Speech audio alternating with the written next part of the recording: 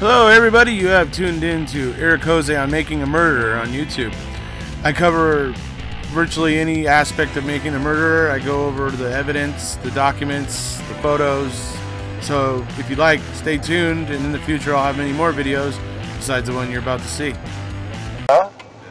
Okay, so why'd you not tell us the truth about when you saw her leaving? I was scared.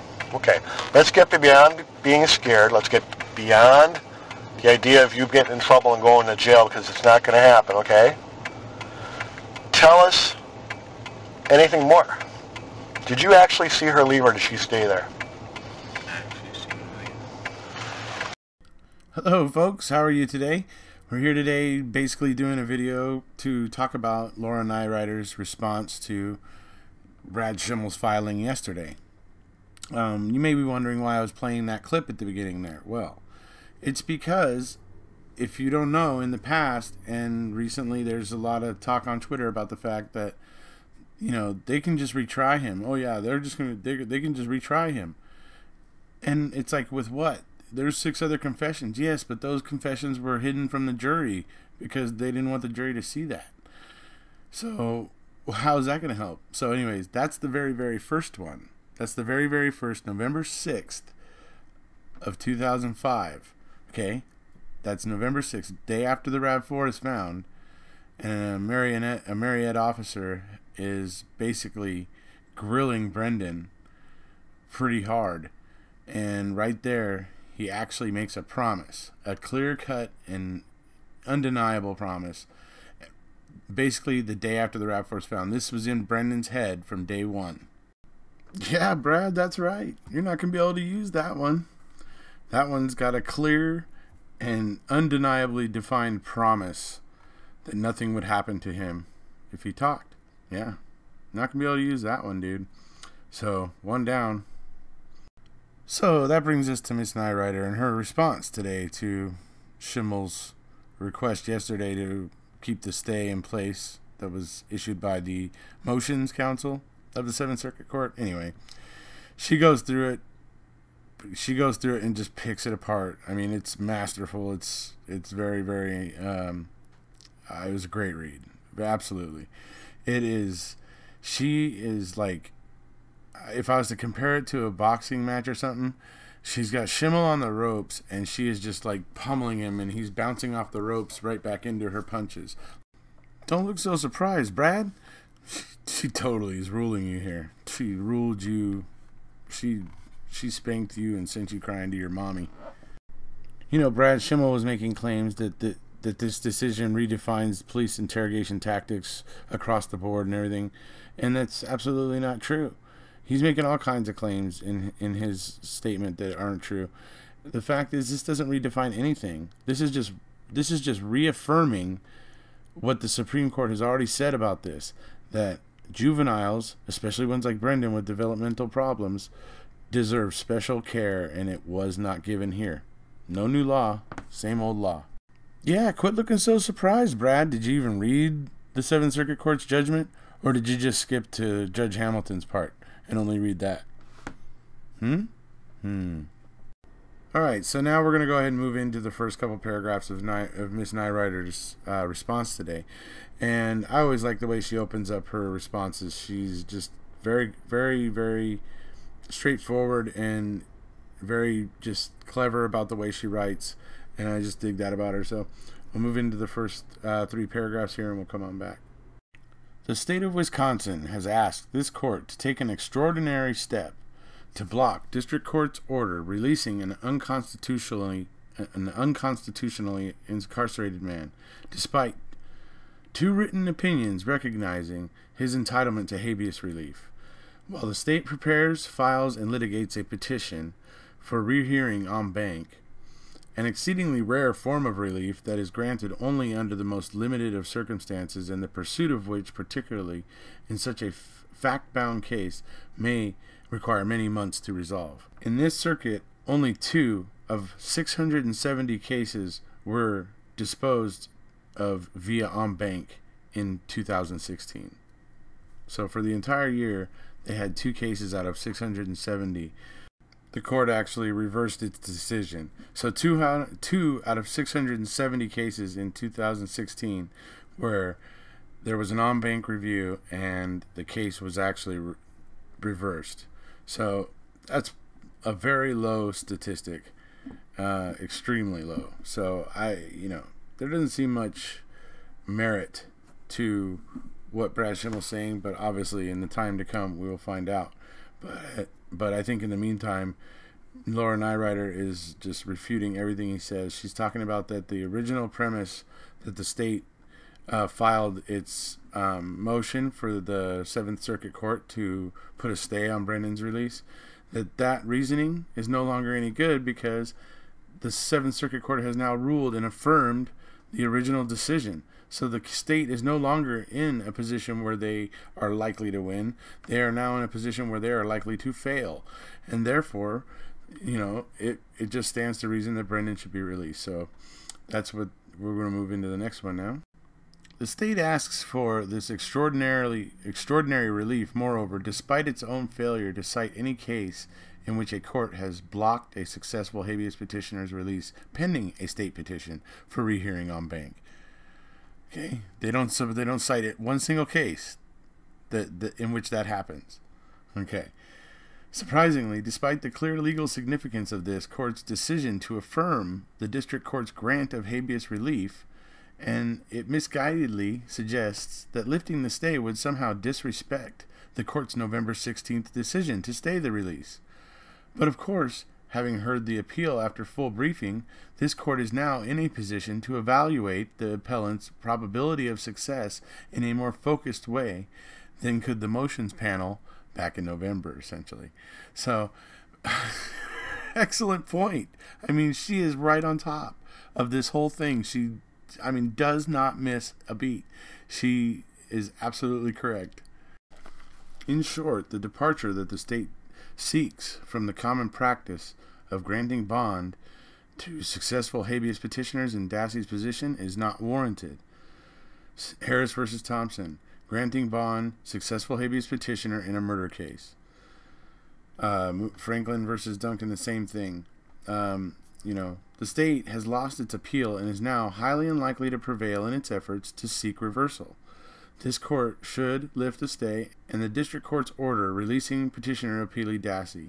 He has been unconstitutionally incarcerated long enough.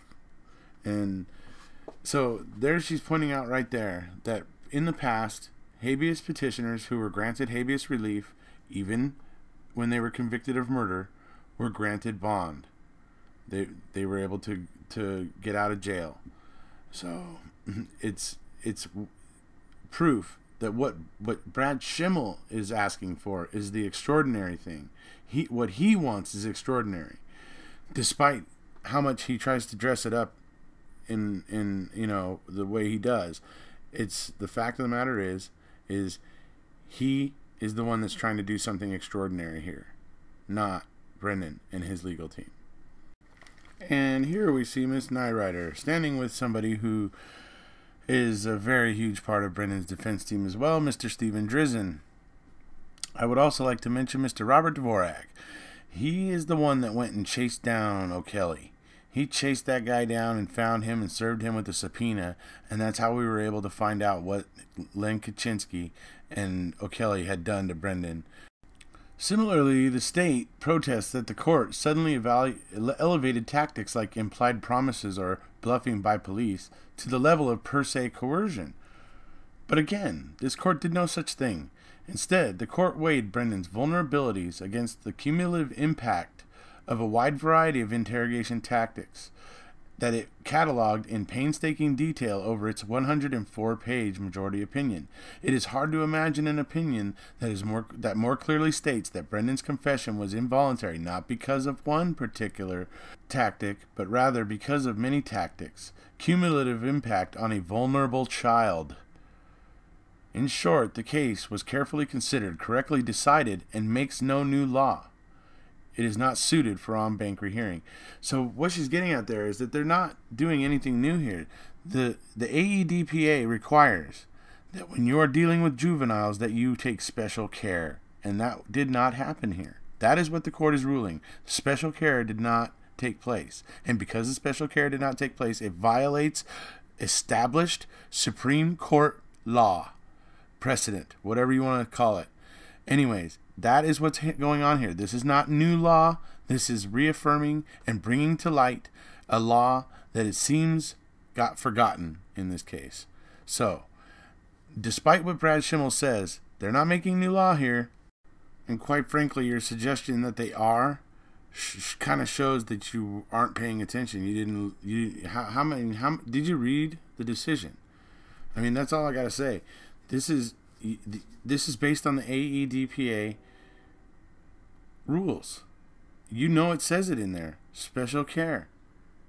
Okay? With a vulnerable child or with minors and juveniles, there must be special care, especially when there is susceptible to, when they're susceptible to suggestion.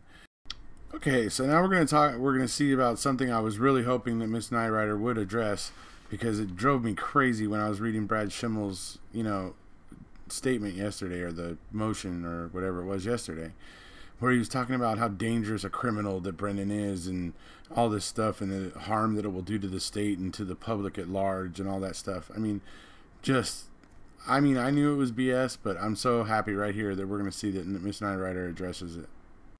Brendan Dassey's supervised release from prison on bond will result in no harm to the state. Brendan presents no public safety threat. He had no criminal record prior to the instant case. His conviction for murder was obtained unconstitutionally, and the evidence supporting it has been cast into significant doubt by the district court. And his prison records demonstrate him to be a nonviolent, cooperative, and peaceful man. Further, he will be released under the supervision of the U.S. Probation Office and will be supported by a team of multiple social workers retained by undersigned counsel, who have developed plans for his housing, his employment, counseling, and security designed to support Mr. Dassey for the fullest while causing minimal disruption to the community. So, the preparations are made to keep Brendan, safe and secure, but also to have the everything in place where he's checking in with people and social workers and probation officers, and everybody can have a pretty decent idea of what he's doing, and that he's not doing anything bad or anything like that. So it's all there, and I just love that it mentions the fact that his prison record shows him to be a peaceful man. For all the nuanced attention to detail that review of this case required, at bottom, this case represents a simple tragedy. States and their courts can err, and they can err unreasonably. And err unreasonably they did in the case of the 16-year-old Brendan Dassey. This court has painstakingly and thoroughly discharged its role in reviewing this case and granting habeas relief from a conviction that was based on unreasonable and unconstitutional errors. To date, Brendan Dassey has spent 4,137 days in prison in violation of the Constitution of the United States. He respectfully asks this court to lift its stay and issue such orders as are necessary to facilitate his immediate release. Signed, Laura Nirider. So, there it is. 4,137 days, folks. Hopefully it won't be many more. So, our takeaways here, folks, are, number one, it's the state's request that is extraordinary and not normal. In fact, like she said, they did not state one single case where something like what they're trying to do has happened. They didn't cite one single case. So that's number one. It's, despite what Brad Schimel says, it's the state that's doing something or trying to do something extraordinary here. Number two, the fact is that Brad Schimel was making all these claims saying that this court made new law, that it has essentially made bluffing and stuff like that, and making vague statements of leniency or stuff like that will now be considered, that will now be considered coercive, and that's not at all what this court is saying. Which begs the question, did Brad Schimel actually read this judgment, or did he just skip to Judge Hamilton's part? I mean, I'm not joking. I mean, I assume he read the whole thing, but judging by the things that he said in his motion yesterday, or whatever, whatever he filed yesterday, I mean, it almost seems like he didn't.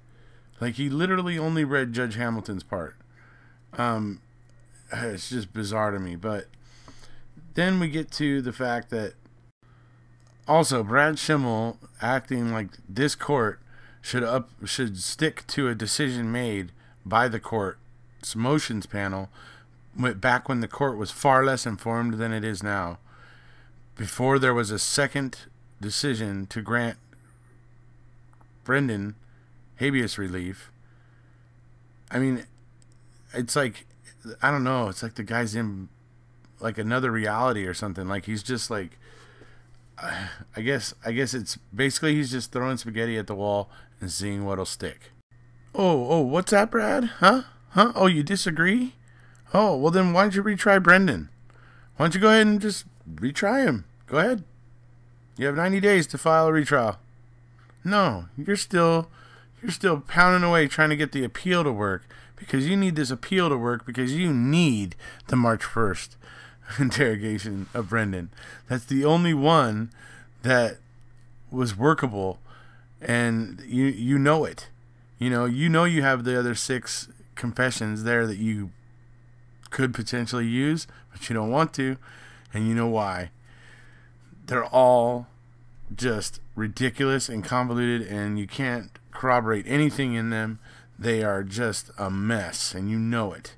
So you are desperate, and you are grasping at this on-bank review because you need this appeal to succeed so badly that you can't see anything else.